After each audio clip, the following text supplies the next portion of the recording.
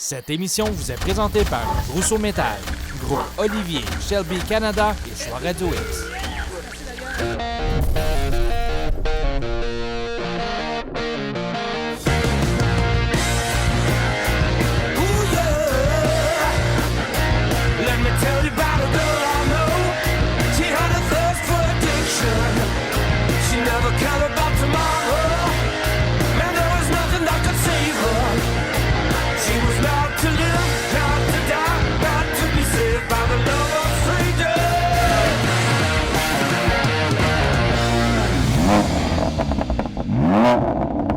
Salut tout le monde! Nous vous souhaitons, Martin Danjou et moi-même, la bienvenue à Festidrag.tv. Non, mais ça, c'est un inside en nous, mais c'est pas grave. Vous allez sûrement comprendre les bloopers. Hey, gros show cette semaine. On commence ça du côté de l'Autodrome Chaudière. Écoute, avec la troisième tranche de la NASCAR Pinty's, NASCAR Canada. Et malheureusement, JP avait une super belle course. On était rendu 6e et un accrochage avec le numéro 66. Je vais m'arrêter là pour les commentaires. Vous verrez ce qui s'est passé et vous déduirez finalement. En tout cas, de la frustration, non, sérieux, c'est rare que je suis sans mots, mais là, j'aime mieux me taire au lieu de dire des niaises. Et aussi, on va rencontrer notre chum Olivier Namèche du côté de Miami, une petite entrevue qu'on a faite cet hiver. Écoutez, incroyable, des lambeaux, en voulez-vous, en v'là. On va retourner aussi à Vegas cette semaine. Moi aussi, Macho. J'ai eu la chance, l'honneur, le privilège de rencontrer le King, M. Richard Petty. Wow.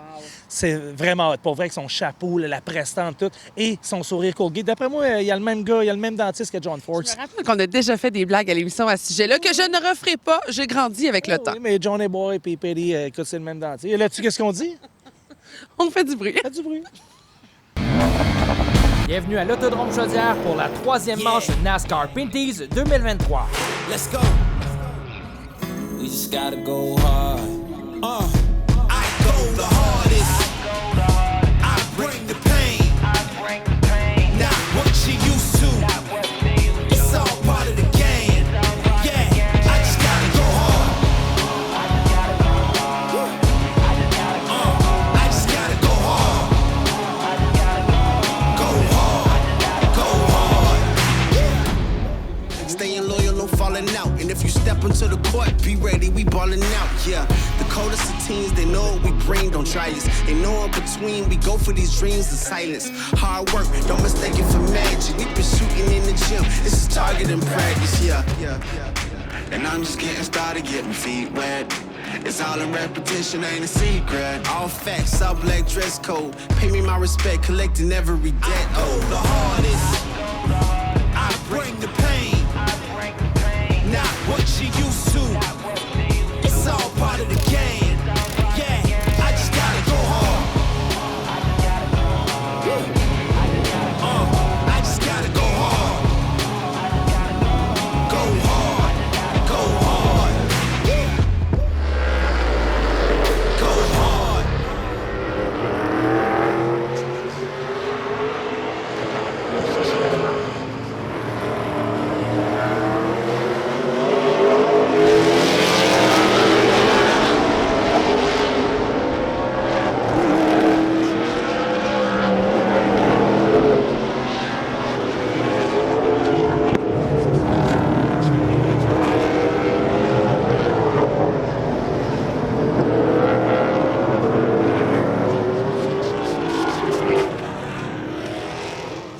That's what I told JP. Let it be fluid. Yes. And then you're gonna be earlier on gas. Alex told him at the test, told JP at the test, same thing, Okay. driving in too deep. Yeah. Just get a little bit off, get the car to turn, Exactly. rotate better. So what happens, you can That see, will you can help see the everything. wheel like this, and then when he gets to the gas, he goes like this because it's got so much wheel into it. Right. But we go further than everybody else, so it slides your nose. Yeah. On a relevé d'un quart, mettons, un panneur de vraiment pas gros, on lèvera pas comme la première. Là, on vient de finir la première séance de pratique en NASCAR Pinty ici à Vallée-Jonction. La voiture était quand même bonne, il en manquait un petit peu, je dirais, là. Mais il faut dire qu'on a eu quand même plusieurs problèmes durant la séance de pratique. Les pneumatiques étaient très usés en début parce qu'on était venu pratiquer il y a 3 semaines, donc c'est sûr que c'était dur de vraiment se comparer au niveau du timesheet, vraiment, mais on se tenait quand même dans le top 10 au moment de la pratique, donc on avait vraiment un petit peu de vitesse. Quand on voulait mettre la run, mettre les pneus neufs pour essayer vraiment la voiture, faire un bon temps, la pompe à gaz a décidé qu'elle s'en allait en vacances. Donc, il a fallu qu'on rentre. On a perdu environ 30 minutes dans la pratique pour changer la fameuse pompe à gaz. Par contre, là, ça semble bien aller. On devrait faire un petit changement encore avant la qualification pour essayer d'avoir un petit peu plus de rotation. En plus, on a eu l'officiel qui est venu nous dire qu'il restait 3 minutes à la pratique, donc on était assez serré sur le temps, mais on était capable de faire un petit 3 tours à la fin pour tester la pompe à gaz. On vise un top 5 ce soir certain. Faut dire que j'en ai pas encore à mon actif en NASCAR Pinty, c'est passé très près avec des 6e places. Je suis venu dans cette série-là pour performer, donc on veut vraiment le prouver qu'on est capable de rouler parmi les meilleurs. Mais sinon, on devrait emmener la Prolon Rousseau Métal CTSR chez Canada en avant ce soir, donc manquez pas ça. La séance de qualification se fait sous forme de time trial, une voiture à la fois sur la piste.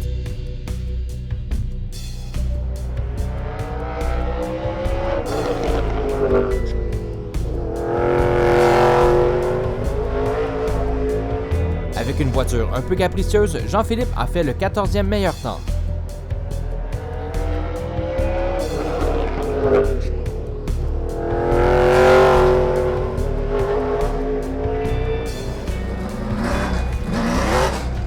Au tour du numéro 47, Louis-Philippe Dumoulin.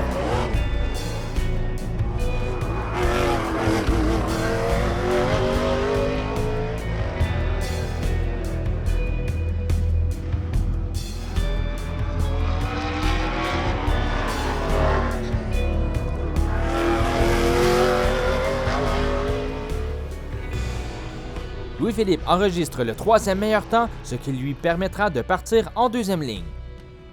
Écoute, c'est sûr que c'est une très belle piste. On est content de la voiture 47 WeatherTech. Donc, on était très bien en pratique. On a réussi à faire le 3e temps, je crois, en qualif, oui. On avait peut-être un peu plus dans la voiture. Je trouve que l'Absovich est allé pas mal vite, mais bon, 300 tours, c'est long. Je pense que ça va être différent. Cette année, justement, 50 tours de plus là, que l'année dernière. Il va bien falloir gérer nos pneus et puis en espérant que les réglages de la voiture sont bons pour la longue séquence. Après la pause, c'est la course NASCAR Pinty de l'Autodrome Chaudière.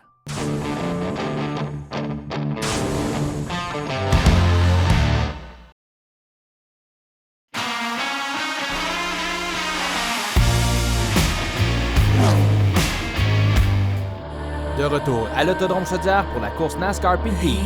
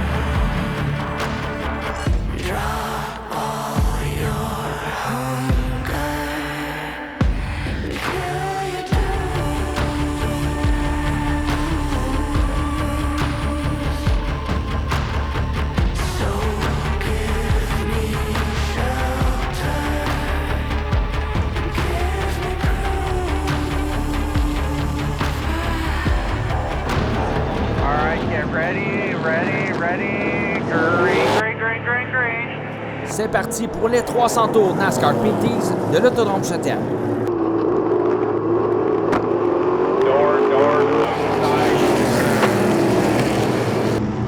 Andrew Ranger et Trayton Lapcevich se disputent la première place.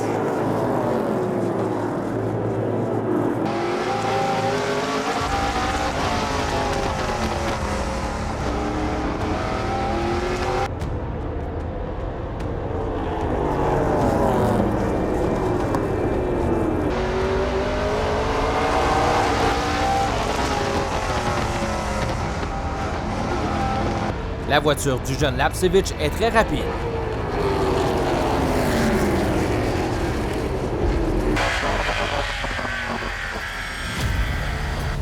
Le vétéran Donald Teach démontre une belle confiance et montre son expérience. At your door. Still there. At your door. Wheel. Still there. Keep it tight, buddy. You got it. You got it. Your wheel, bumper, and clear. Le numéro 80 prend la tête. I think something wrong, guys. Yeah, 10-4. Smoking a little weak in. Let the 74 go. Quelques tours plus tard, la bataille entre Kevin Lacroix et Andrew Ranger fait une victime. La voiture numéro 27 dégage de la fumée. Andrew doit sortir rapidement. À la reprise, c'est la voiture numéro 3 d'Alex Guenette qui part en tête. Side the door. Side of your door. Mauvais calcul du numéro 3, le 74 ne peut l'éviter.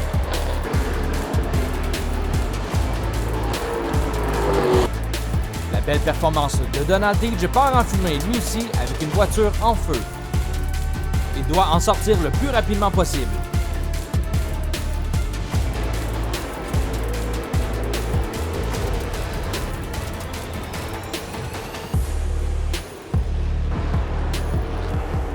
Pendant ce temps, la course continue avec une belle performance de Jean-Philippe Bergeron qui pointe en 6e place. Un léger contact avec une voiture retardataire se termine en règlement de compte. Dans un élan de frustration, le pilote de la voiture 66 commet l'irréparable et met donc fin à la course des deux pilotes. Side by side. Still there. Still there. You got this. Still there. Still outside. All clear. All side, outside. Dernier tour de piste, Marc-Antoine Quémiran s'accroche à la victoire. You got this. Good job. Yes. Lors de l'inspection d'après-course, la voiture du vainqueur s'avère non conforme. Oui, ça a été une course très, très mouvementée pour nous. On avait une très, très bonne voiture. On s'en venait dans le top 5. On a fait des bons ajustements à la mi-course. Je pensais même avoir accès au podium. On a dû en manquer un petit peu pour le 20 de Lapsevich. Par contre, on avait une très, très bonne voiture. Jusqu'à temps qu'on a eu des problèmes de frein. On s'est mis à reculer un petit peu. Les autres voitures m'ont fait l'intérieur. Malheureusement, là, après ça, à la fin, en faisant le tour d'un lap car qu'on appelle, je suis complètement fait détruire. Donc, il n'a jamais lâché le gaz, me détruit. C'est les courses, j'imagine que NASCAR vont sévir, mais nous, on regarde en avant puis on s'en va pour Newfoundland. Oui, je pense qu'on va dire un bon dicton. On a sauvé les meubles, comme on dit. Un top 5, c'est quand même satisfaisant pour la voiture WeatherTech 47 Bellemare. C'est sûr que c'est pas exactement où on voulait finir. On avait beaucoup plus d'attentes. Par contre, tôt dans la course, j'ai vu que la voiture avait beaucoup de survirage et puis c'est malheureux, mais qu'est-ce que tu veux, c'est la vie. On avait beaucoup de la misère avec la voiture en bas, justement, quand on a essayé de virer en bas à l'intérieur. Puis on a réussi quand même à se battre énormément dans la 3e groove. Ça nous a aidé à survivre, comme on dit. Et puis des bonnes compétitions avec plein de pilotes. Et c'est sûr que j'ai eu du plaisir, mais en même temps, on vise tout le temps la victoire. Je pense qu'on va retourner sur la table de dessin et travailler sur notre voiture pour s'améliorer pour le reste de la saison, mais satisfait d'un top 5.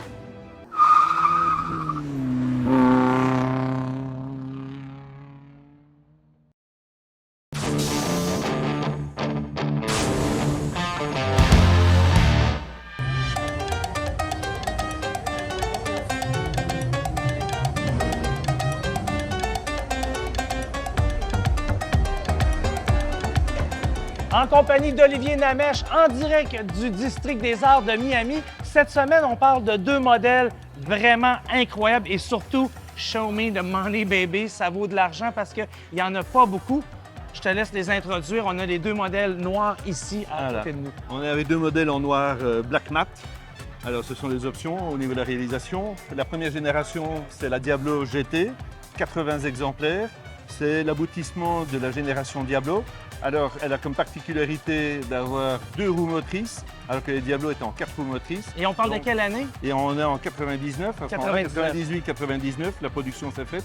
C'est en fait un hommage pour les voitures de compétition à l'époque. Il y avait le Diablo Trofeo, le championnat Diablo compétition, avec des modèles SVR.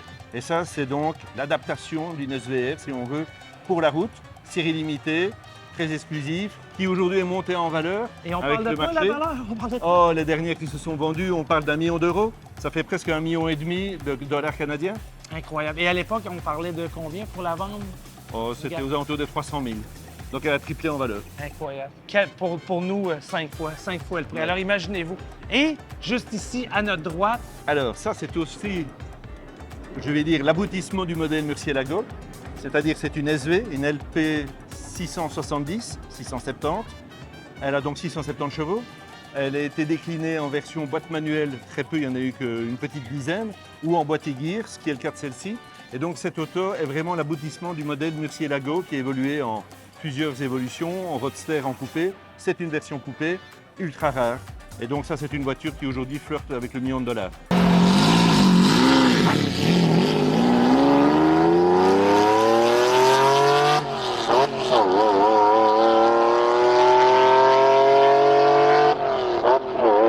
Ici, l'intérêt, il fait rêver.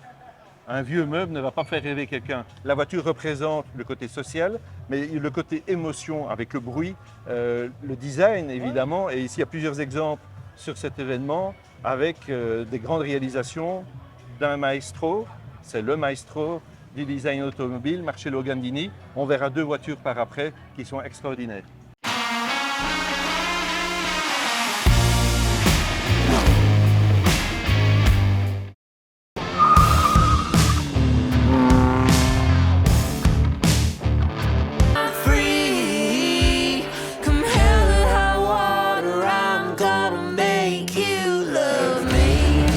De la drift dans une Mustang de 800 forces, 800 horsepower.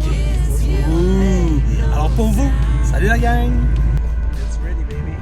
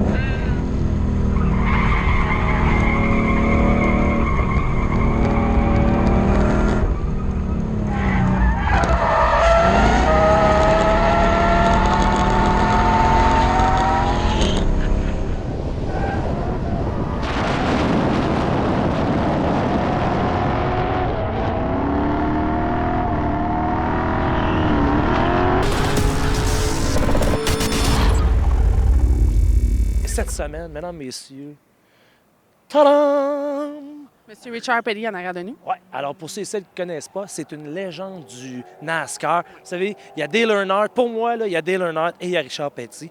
Et après ça, il y a les autres. Alors pour vous, mesdames, messieurs, Petty Experience à Las Vegas Motor Speedway.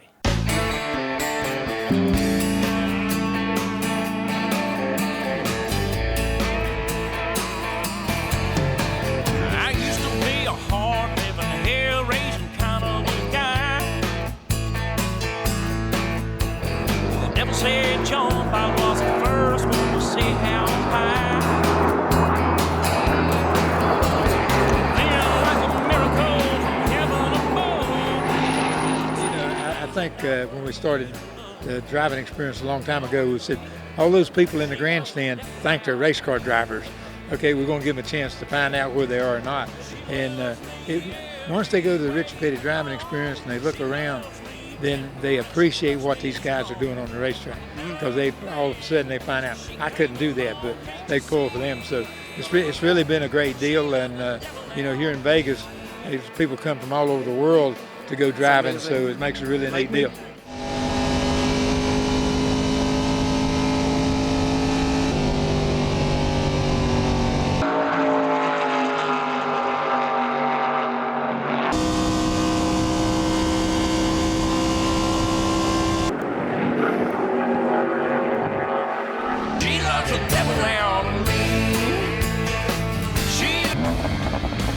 Martin-Anjou, c'est déjà terminé. Arrête Charbonneau, effectivement. Alors, on n'a plus de temps. À la semaine prochaine, du bruit, de l'émotion, des sensations, tout ce que vous voulez, c'est correct? T'es-tu comme en train de m'imiter? Non, pas tout. Fais du bruit. Bye, à la semaine prochaine. Bye!